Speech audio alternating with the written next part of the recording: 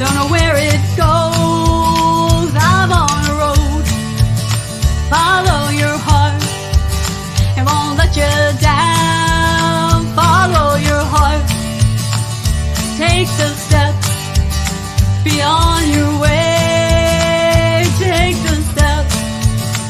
When you have a dream, you gotta start.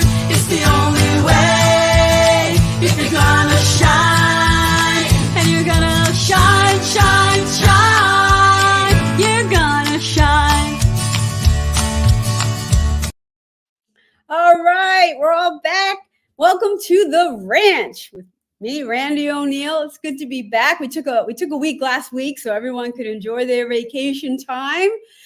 But we're back in full swing until the next holiday. We put on the brakes a little bit so everyone can enjoy. So welcome again. This is an interactive. We are going across 7 platforms. What you type in the comments, we can see. So feel free, everyone, to say hello and to join us. We have a great show tonight. I'm really happy because there are a lot of artists that you know their name, and you're traveling in same circles, and you know the same people, and you finally get to meet them. And that's the case tonight. And I'm so thrilled to finally catch up with John Surge. Hello. Hi, Randie. How are you? Great to be here. I'm doing well, thanks. Oh, that's good. That's good. So people are just going to be joining us. We'll give them a few minutes to kind of chime in. Sure. But let's start. This is On the Ranch, and we talk really all things that are country music. And you know as well as I do, country music these days is a broad field.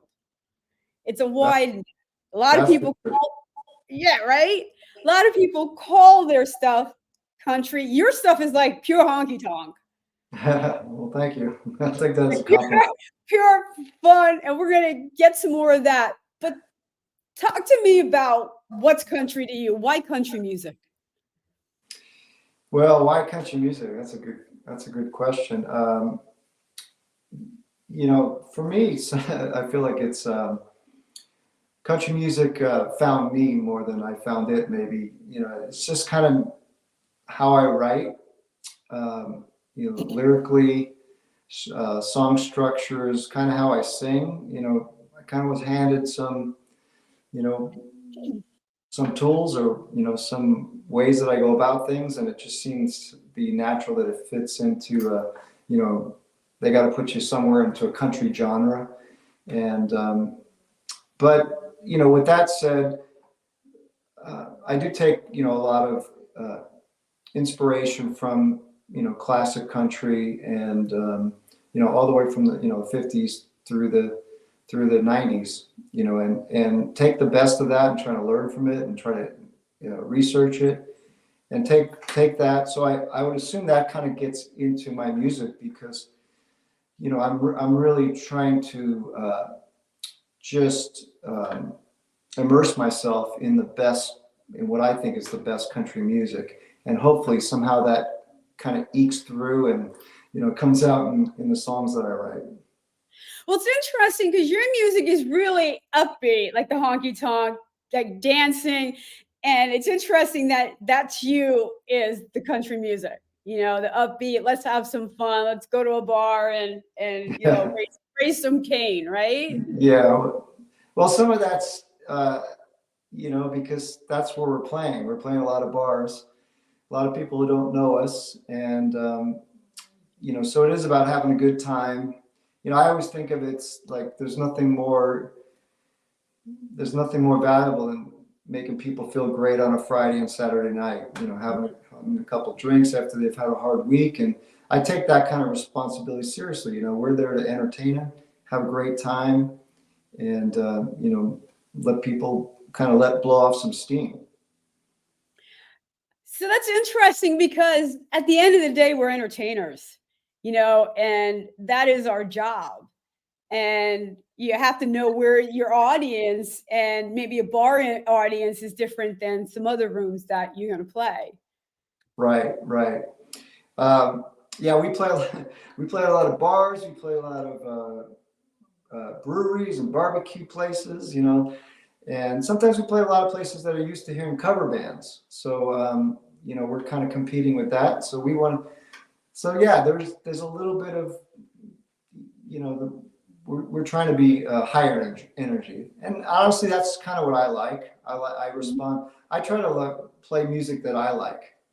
And if I go to see music, I tend to, you know, I love all kinds of music. One of the best shows I've saw in the last few months was Roseanne Cash.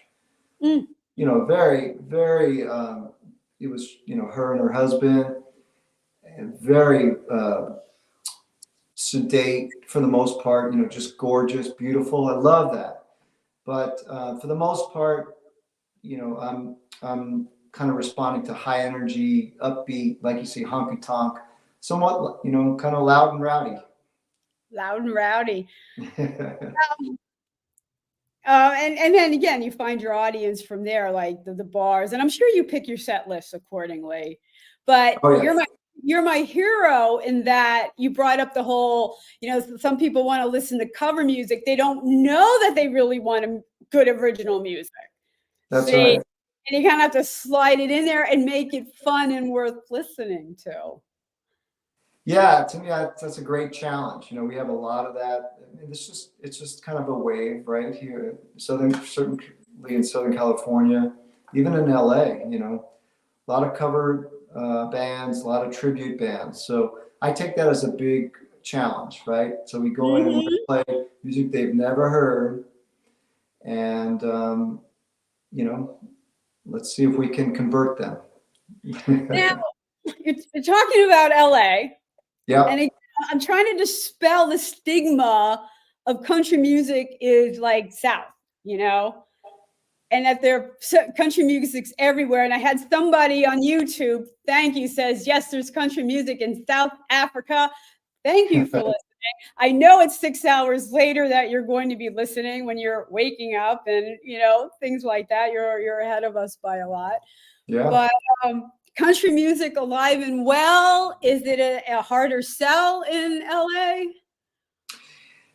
Well, anything's a hard sell in LA. Everybody's so jaded, right? But there's kind of a dedicated, you know, like in any big city. I'm sure even in New York, you know, there's just bars that focus on that, and you got to find your little niche. So it's not like you know, the large venues are having country music, but there's venues, and Southern California has a rich history of country music. I mean, it's phenomenal when you look at it. You know, from the 40s and the 50s, from you know, bands that came from and acts that came from Bakersfield, but just, you know, a lot of influences I have are from 80s country music in LA.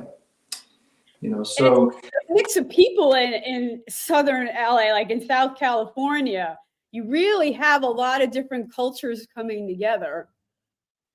yeah, that's for sure. And you know, and such a large space. You know, it's, I mean, LA, right? So it's Southern California. It runs from, you know, probably Santa Barbara to San Diego, and we play all over there, and all kinds of different venues and all kinds of different folks that you run into. So,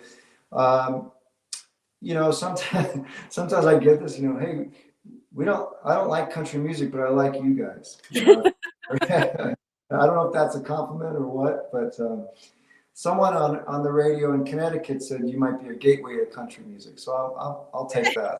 You know, country music doesn't know what country music is these days. I mean, you talked a little bit about song structure, and Yeah, I'm a big stickler on song structure because I really wanted to know what makes a country song.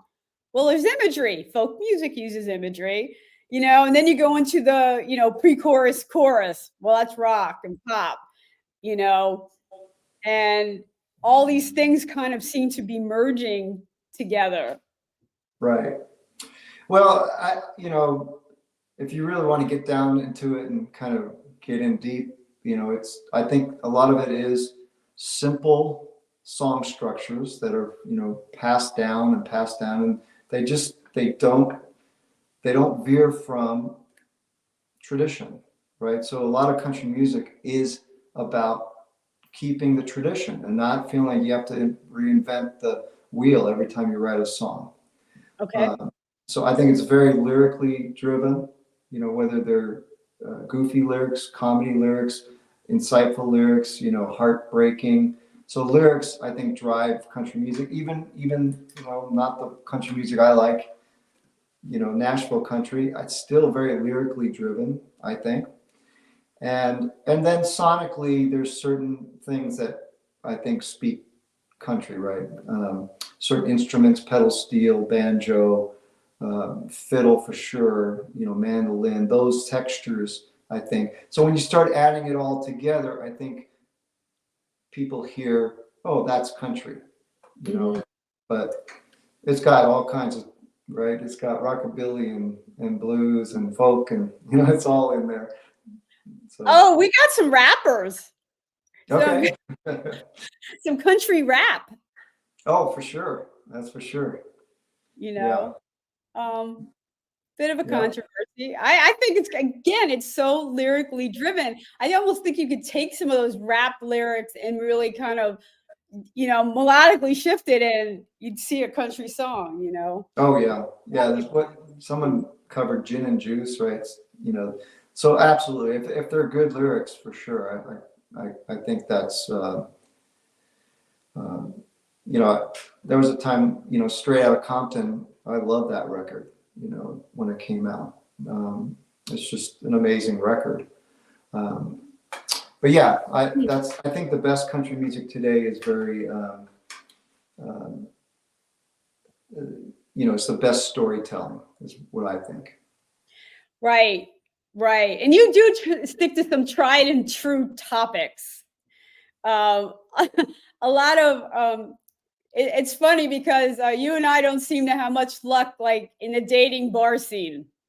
Yeah, well, I'm happily married, and you know, it's not necessarily all autobiographical. For me, what it is I'm a kind of a snoop. You know, I'm listening in on conversations, and you know, I got my antenna up, and I'm trying to capture anything that I can hear and write it down or write it in my phone. But yeah, there's a lot of it's a lot of relationship driven material for me, and you know, it's what country's a good heartbreak music, right? Yeah, that it is. But you have a song. The first song up is going to be "Your Wonderful Life," which it's a little snarky. It's a little snarky. Yeah. First time I listen, I'm like, oh, you know, like I'm thinking of the movie, you know, and I'm like, oh, that's got some. Yeah. I know I'm the one who has to tone down their snarky when I'm writing. Like, hey, we gotta dial that back. Yeah. You know? Yeah, it's this one goes back to the first album. Okay.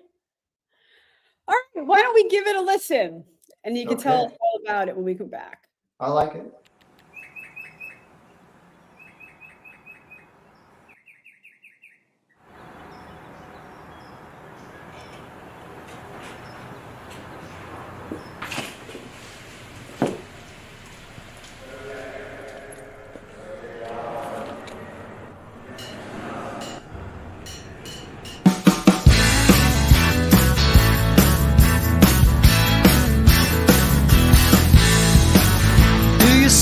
I just gotta know, are you looking? Then just let me go. Here you come again, I'm drawn to the light. I'm on the outside looking at your wonderful life. Where you going? Who you seeing? What are you buying? Who are you meeting? You know, if you ask, I just might. I'm on the outside looking at your wonderful life. Another party, too many pictures, yeah, you sure get around. Another good time, looks like a good time to drag me down.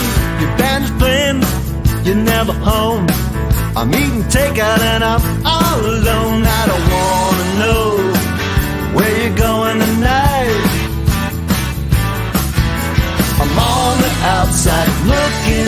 wonderful life.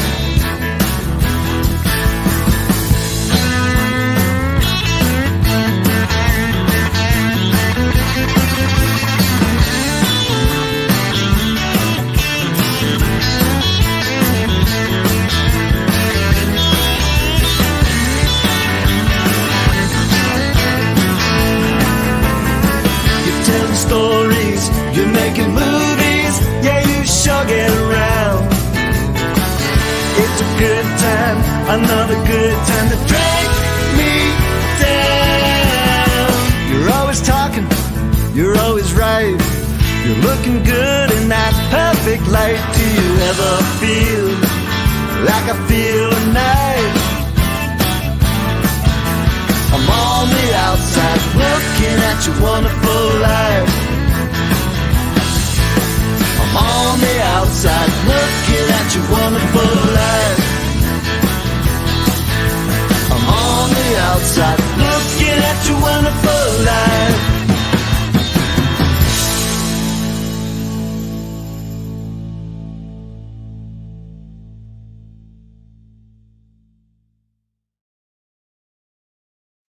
And we are back with John Surge. That was a wonderful life. Now, I'm hearing like some little LA in there, like, you know, with all of the stars and everything. You are looking at their life and thinking how wonderful, but yet you keep looking and it's not so grand. Was that in there? uh, it's hard to say, but I would just say it's that kind of that longing for, like you're saying, you're seeing someone else's life, and sometimes it seems a little bit better than yours, or you feel like people are a little better off than you are, and sometimes it hurts. But sometimes you can be a little snarky about it. Yeah. Well, Billy's been listening and he liked it. Thought it was All a right. great song. So Billy's chimed in. If anyone else is watching, this is interactive. If you have any questions, any thoughts, throw them out there, and we could add it to what we're doing. So, all right. So, okay. So you did that. Do you write with your band? Do you write separate of the band? For most of the songs are written by me, kind of just me with a guitar, in my room, my music room. Some of the songs are co-written with my guitar player, Randie, and then occasionally I'll go co-write with someone else from some other musician. So I do a little bit of everything. Co-writing is a strange animal. Yes, it is. That is for sure. You can have two of the most talented people in the room. It doesn't mean they can co-write a song. No, I've gotten better at it. It used to be just torture for me, just kind of sitting there staring at each other. For me, it's always thing is not to have judgment too soon in co-writing. That's like the biggest thing. I've done some actually really good co-writing just lyrically with email, trading your lyrics, trading emails and honing lyrics and writing back, like you write a line, I'll write a line, you write a line, I'll write a line, and kind of build it from there. But it is hard. It is hard. I think it's a learned skill. It is, and I did one face-to-face. This was way before COVID with Anthony Cruzan. He was the guitar player for the Spin Doctors. Okay. And I'm in this room with he's just a massive talent. I'm like, oh, he agreed to co-write with me, and I don't know why. And you know what? There was this glaring blank screen, and we had a different process, but we were able to bring it together, which I was good. Really happy. That's the thing with everybody's got a little different way they go about it, and it's hard if you don't have an idea to start from. That usually helps for me. Right. Now, do you write from prompts? Do you, like you said, you're eavesdropping and then something just piques your interest? I tend to write from titles. I know some people don't believe in that sort of thing. But that's where for me it's kind of weird. If I don't have a title, it's hard for me. I do write some songs where the whole song's written with melodies and chords. The whole song's written, but there's no words, or there's just jumble words. For me, those are harder songs to write because you got to fit and wedge the words in to what you've already set up. I've done a lot. I do study Bob Dylan, and not to say that I could approach him, but what I did study a lot that he wrote lyrics first, and I do that a lot now. So I will write just basically a poem, and then take that and put it to music. Kind of also, it's Bernie Taupin, Elton John, and well, think of that co-write. Think of that experience. I mean, one person that's totally lyrics and one person that's totally music. Right. And it works for them. They have a tremendous process. I don't know what it is. Do they email? Do they sit in the same room? It's amazing. Yeah, from what I've read and understood, Bernie Taupin sent Elton lyrics, and then it was up to Elton. I don't know that Bernie Taupin had any input into, how the song sounded or where they went. I don't know. Yeah. But there's not very many instances. I think in general most artists don't write from lyrics first, but that's something I've just from getting frustrated from having to almost like settle for something that I've kind of cornered myself into by creating a melody and then now I have to put words to it. Paul McCartney did it pretty well. Well, I start lyrics. I always have, because I'm a singer first, and I can play guitar. Like I have a little guitar, and I tend to make up chords in my head, and I can't find them on the guitar. Okay. So, yeah. I'm always backing into stuff, but for me, that's where I always start. I need to know, like, I'm not starting with the chorus. Like you start with the title, which is like the chorus, and then I get the feel of it and work kind of through verse. Yeah, sometimes I just try to force myself to do something different, so I'm not in the same pattern. Yes. So that helps me to kind of break out of my own box. It's for me, it's like a never-ending process to see how good you can get, how better you can get at writing songs. And it's not a matter of time either. There are some songs that take years. There are some that fall into your lap, like you said, and almost completely written. I wish that happened more for me, but I've had ones that taken years for sure. Yeah. But for this latest record, it's kind of interesting. I did a little process that I had come out of COVID lockdowns and all that stuff, realizing I hadn't done much. And I was feeling almost, like, oh my goodness, what a waste of an opportunity. And so I kind of hunkered down and I made a pledge to myself that I'd write 2 songs a week for 3 months. And I would say, so that would be, I didn't quite make 2 a week, but by the end of it, I had, I think 17 songs. And that became the bulk of this record. And it's the foundation of the one I'm working on right now as well.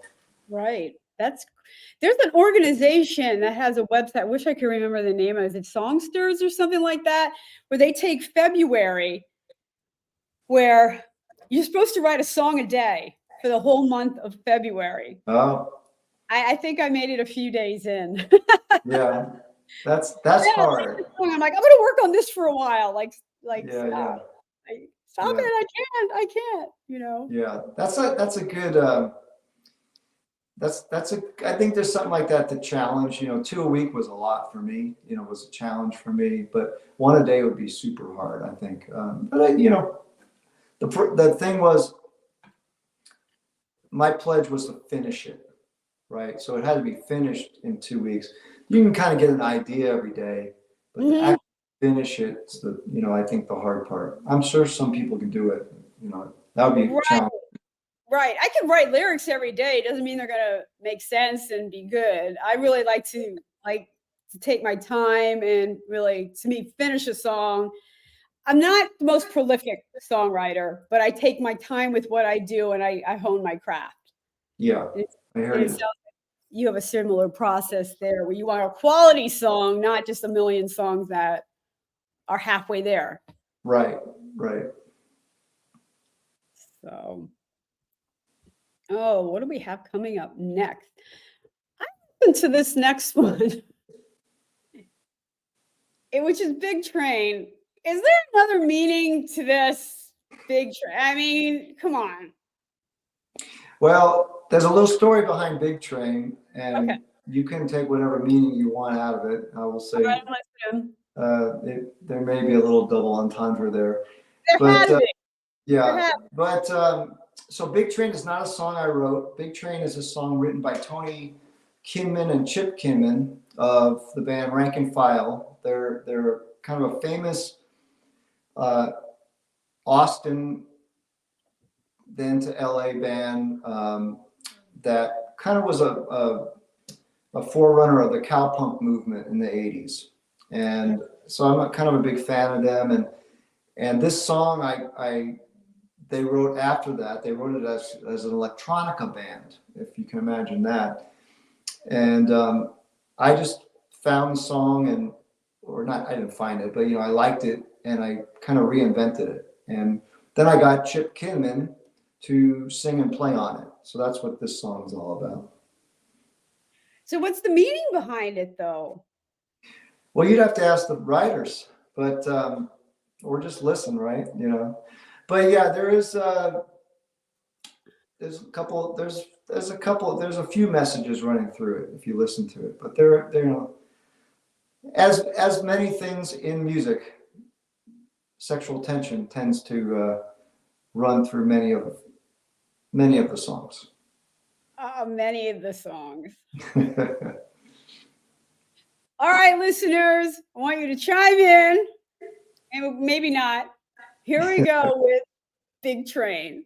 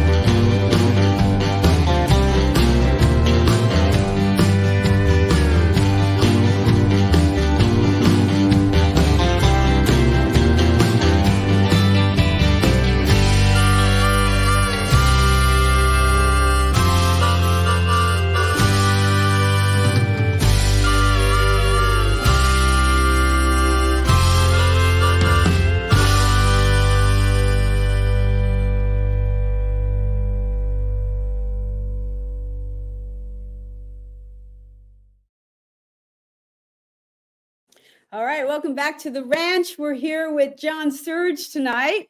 We got some great honky tonk going for you tonight. Some great upbeat country music for you. And your band is John Surge and the Haymakers. That's right. And sometimes you're a trio. Sometimes there's more of you. I see in the video. Well, no, it's almost always I do some duo shows and solo shows, but mostly it's either a 4-piece or a 5-piece. So Okay.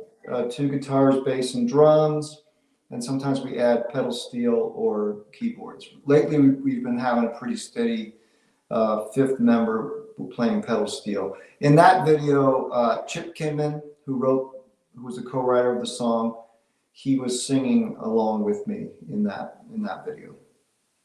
That's great. My first producer was Marty Rifkin, big pedal steel guy out in LA. Marty Rifkin played on my first record. He's a great guy. Oh, he's amazing. Yeah. Really, one of the most, he had such a great influence. For the first time in the studio, I couldn't have learned from like a bigger, more sincere artist, Yeah, he's a great guy. It was just amazing to watch. I went to the session when he laid down the tracks for the record with Kevin Jarvis, the producer, and it was fun to watch. Actually played some guitar as well. Oh yeah, he's talented. And Yeah. he's played with just about anybody, but he hands me my CD and he said, do yourself a favor. Don't have it reviewed, because when you ask people's opinion, they're going to say something and you know where your strengths are and what aren't. And I'm like, that's like the best advice I think I've ever gotten. Sure. If you ask people for an opinion, they're going to have one, That's right. You're going to have something to say. So he was really wonderful. So have you used the same people for the next and upcoming albums? I do tend to kind of branch out, and I do use a lot of musicians that are not in my live band. So on this record that just came out in September, I actually went to Texas to record it. So I kind of went producer first. I selected the producer I wanted to work with, his name is Tommy Dedamore, and he's kind of known for, he's done Jim Lauderdale records. He did the last Doug Somm record, Sonny Sweeney, Bill Kirchen, Jesse Daniel. So I kind of like the sound of his records and decided, what the hell, I make a joke that because there's no studios in LA, I had to go to Texas to find a studio, right? But so my guitar player Randie and I, we actually drove all the way to San Antonio, kind of the outskirts, a little hick town on the south of San Antonio, and kind of holed up for 9 days and recorded most of the record in that time. And we used a group of musicians that work with Tommy that are all from Austin. Oh, so Austin's it really depends. Great music town. Yeah. And you know what? Every one of them had a linkage to LA. It was very interesting that every one of the musicians there had at one time or another lived in LA or played in LA. That's interesting. That really is. The people listening who don't understand, that might not be musicians, how important is the picking your producer and the chemistry of your producer? Well, it's really everything. And it's something that's kind of a mystery always, to try to figure out who the best person to work with. And I remember we drove all the way, to Texas, and Tommy said, well, I guess you put a leap of faith, and you don't never really know. You talk on the phone a little bit, you know the records, but you don't know how. And there's all kinds of stories of, people walk in and they have personality conflicts, straight off the bat. In the last 2 records, and this one in particular, since it's the most recent, I feel like we really hit on it. Tommy really knew what I was trying to do with the record, gave me great input, great advice. put a great band together. Then he had also, on top of it, he's just a phenomenal pedal steel player. So all the pedal steel on the record is Tommy, actually the producer, playing on it. Oh, that sounds like something we want to hear. Yeah. That's really good. But you drove all that way. And again, it's like dating. I swear, it's the only comparison when you're working with musicians are important, but that producer, you're handing them your children, it's up to them to take your ideas and make them color, and you walk in that room and it could be like, oh, and almost instantly if there's that spark and that kind of creative chemistry at work. Yeah, for sure. And, and he does have a process. He does kind of make records in a certain way. And I had to just kind of trust it really. And it was faster than I've ever recorded. Wow. We went in and so we recorded the foundation, what they call the basic tracks, for those who may not know, the band playing the song. That's kind of the foundation, the drums, the bass, and in our case, keyboards, guitars. And we recorded 10 songs in really 4 hours a day for 2 days. I mean, it was just phenomenal. Wow. And Billy says it sounds like it looks like a good marriage. So. Yeah, it was really, just even mixing, there was very little that I had, very little input, honestly. So I wanted to make a real country record. Is that hard for you, though? Is that hard for you? Kind of. It sounds like you're used to being a little more hands-on. Well, sometimes you get hands-on when you lose trust, right? Okay. Or things aren't quite feeling instinctively, like they should. In this case, I felt like it was, my vision more and plus more. So that It was a great feeling. Oh, that's amazing. Yeah. That's really good. So you were able to trust him and say, you know what, run with it. I trust you. You're going to make this into something big. Well, at the lightning speed that we were recording at, honestly, I didn't have much chance or much say. It was going to be what it was going to be. Now, as we put overdubs and put stuff on, then things got a little bit more where we were kind of, what's the right thing? What does need to be changed, and editing and that sort of thing. But laying it down and really the core of it was, it was my songs and his process, and we were just kind of, it was a big train going down the track. Right. Have you started video for that yet? I see you like doing videos. I mean, you have quite a few videos up on YouTube. There's one more video for this. So yeah, I did 3 videos for this, this new record, just because,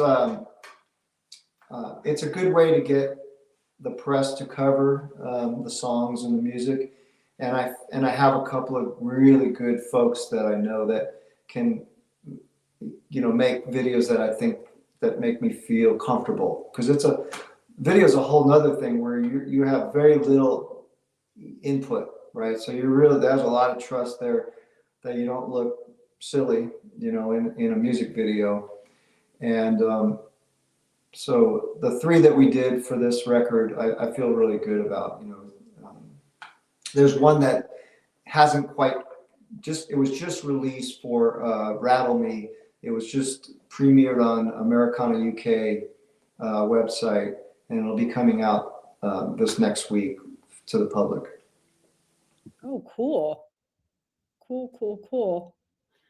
So, yeah, there's so many different dimensions to just one song. You have the production piece. That's one thing. Now it's there.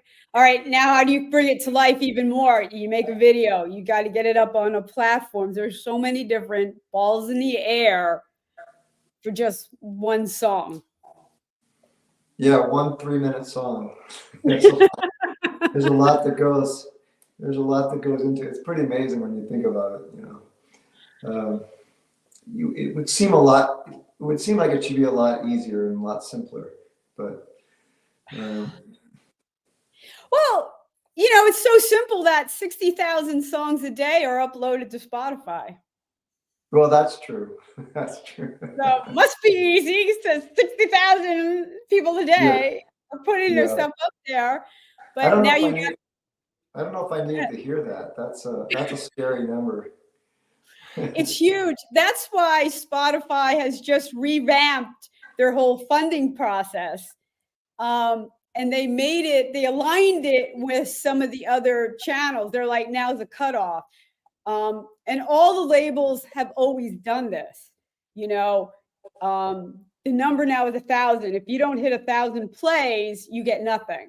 You could be at 750.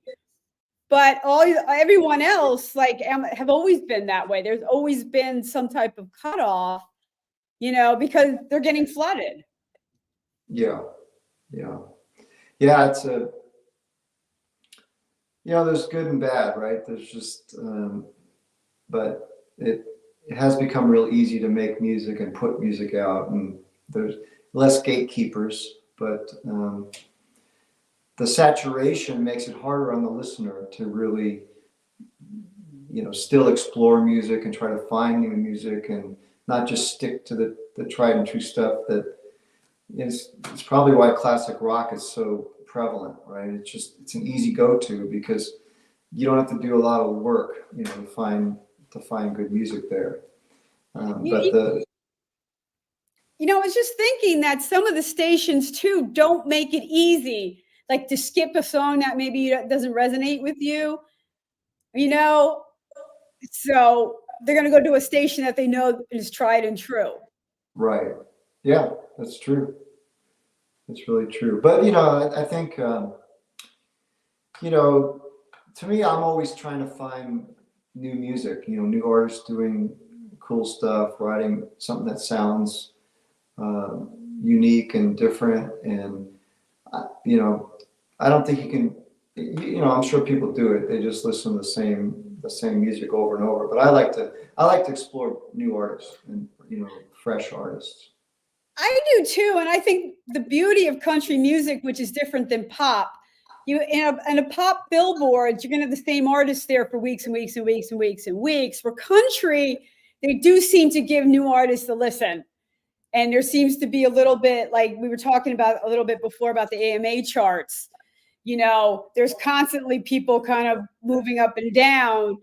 And they seem to be more open to the new music that's coming out. Yeah, I think that's really true. The community stations, the college stations, the AMA stations, they seem to be searching for something. They seem to take pride in introducing, and being a little curating and saying, hey, I found something that I think is worthy, and I'm going to expose you to it. So that's what I love. I love that about satellite radio. I love that about AMA radio. By being on, having my record released and getting airplay on AMA radio, I got to listen to some of the stations across the country, and they're so good. They're just they do just an amazing job of really. You can tell it's done with love. It's done with a lot of love and care, and they don't let stuff in that easy. It's not, it's not. They're getting a lot of stuff in. So, I feel proud that we got this record to 32 in the album chart, and got some good airplay around the country. Right. And I talked to some of these, when you interview these radio stations, these people, it's amazing the amount of music they literally go through and pick their best, and to make it through that process. is amazing. That's something that the streaming radio, nobody's a gatekeeper, like you said, but these radio stations, which is why I think they're still alive and well, is because somebody's curating for them and showing the best and the brightest of what's out there. And I still love radio for that. Yeah, and there's just there's one in LA, there's one, there's many in cities. It just gives you a personality to the community, and there's local news, local personalities on there, and they're playing local music as well. So there's still room for it. Obviously, it's tough. Everything's fighting for space in our brains. Whether it's vinyl, CDs, radio, the streaming services, videos. I mean, it's kind of nuts.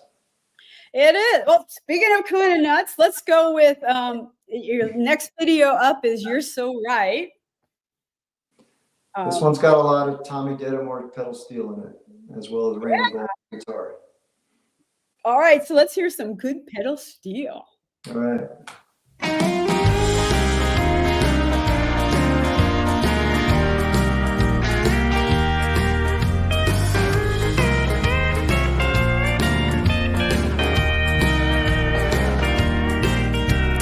Tried to tell me, but my heart wouldn't listen. I was too busy thinking about the hugging and the kissing. You stepped on the brakes, I never saw the lights. Little by little there was something missing. I could tell our love was in a bad condition. I tried to hold on with all my might. You're so right. Didn't take that long from I think I love you till I think I'm gone. You're so right. It's like a sad love song. Honey, you're so right. We're so wrong.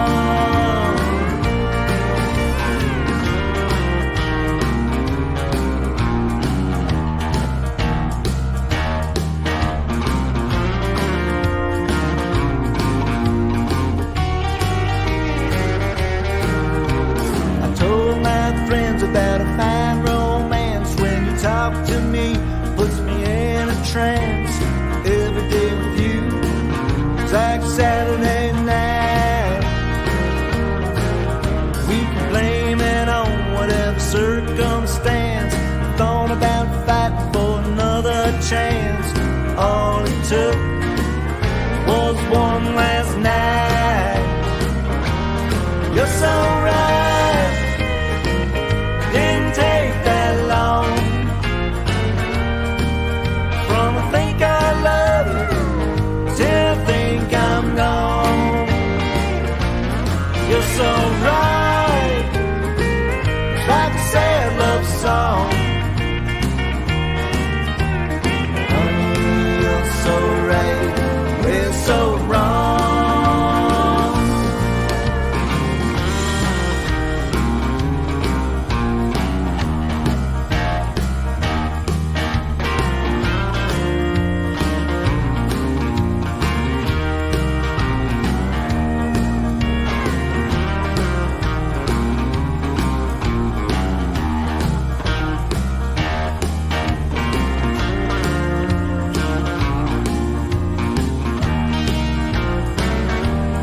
You're so right.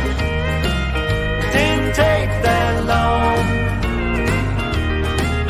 from I think I love you till I think I'm gone. You're so right. It's like a sad love song. Honey, you're so right. Honey, you're so right. We're so wrong.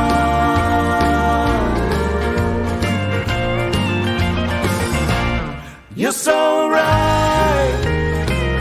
Didn't take that long from I think I love you till I think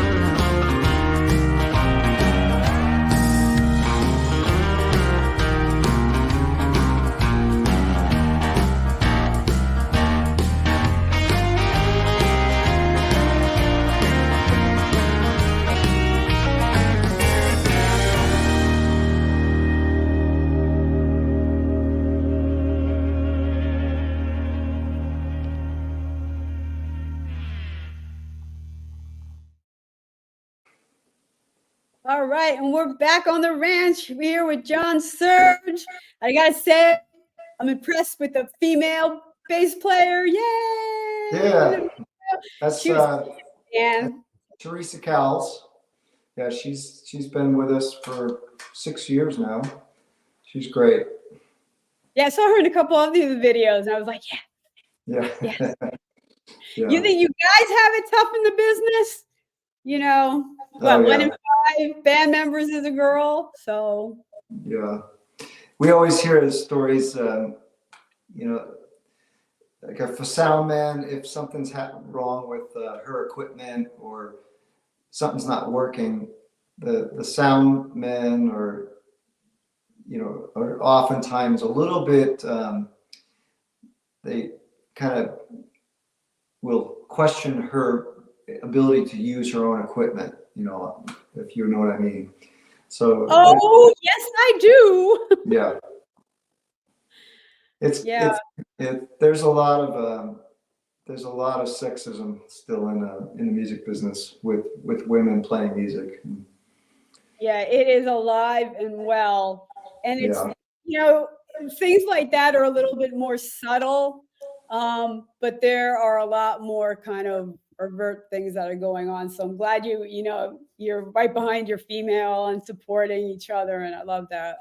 yeah, for sure. You know, but it's just because it's a tough business all the way around, you know. That is for sure.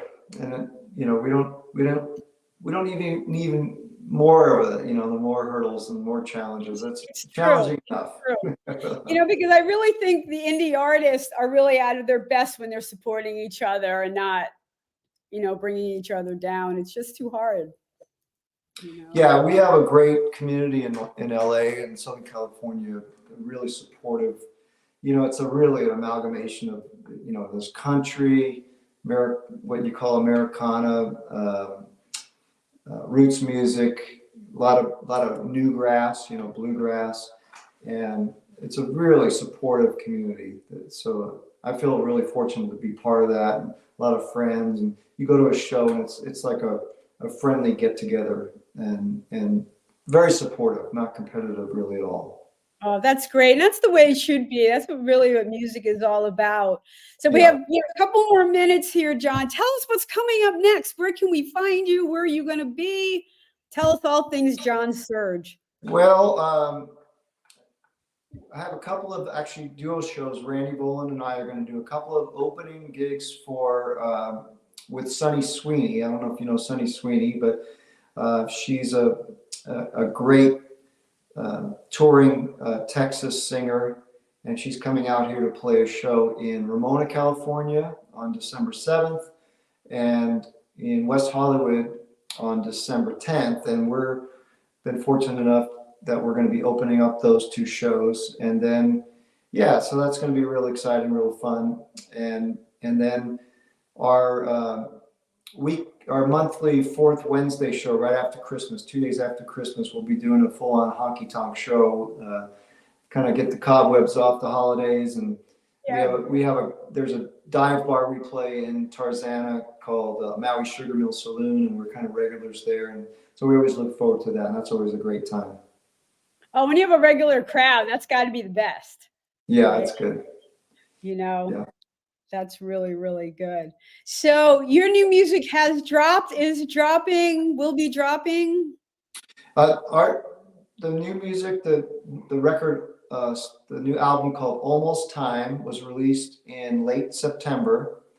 And so it's been out now about 2 months and a couple weeks or so. So it's available, you know, on Bandcamp, through johnsurge.com, you know, and of course all the streaming stuff, you know, Spotify and Apple Music and Amazon and all that stuff as well. Well, again, if you really want to support your local artist, you'll go to Bandcamp on Fridays, Bandcamp Fridays, and download a song, because all that money goes to the artist, where Spotify, you have to play a song 317 times for you to get $1. So, guys, everyone out there listening, man, that's how you support your artist, you know. Yeah, so you either have a choice. Go there, listen to download it and you can listen to it 300 times or keep hitting play 300 times on Spotify. That's right.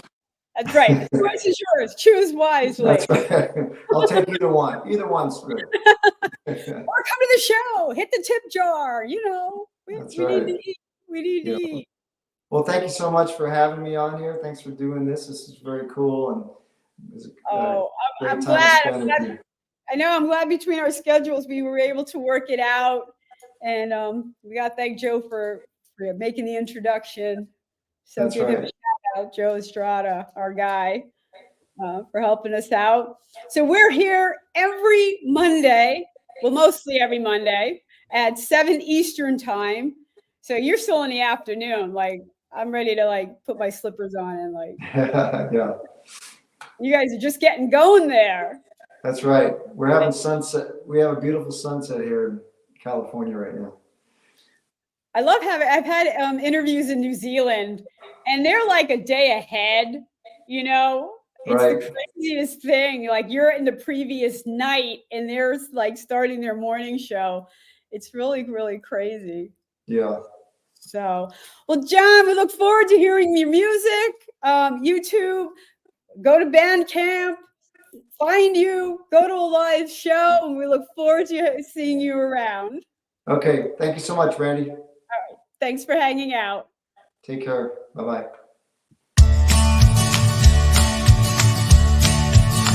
I'm on the road, don't know where it goes. I'm on the road, follow your heart, it won't let you down. Follow your heart, take the steps beyond your way. Take the steps when you have a dream. You gotta start, it's the only way. If you're gonna shine, and you're gonna shine, shine, shine, you're gonna shine. All right, so we're clear. Okay. I thought that went well. Yeah, it was great. I thought it was fun. And we had some people popping in and out.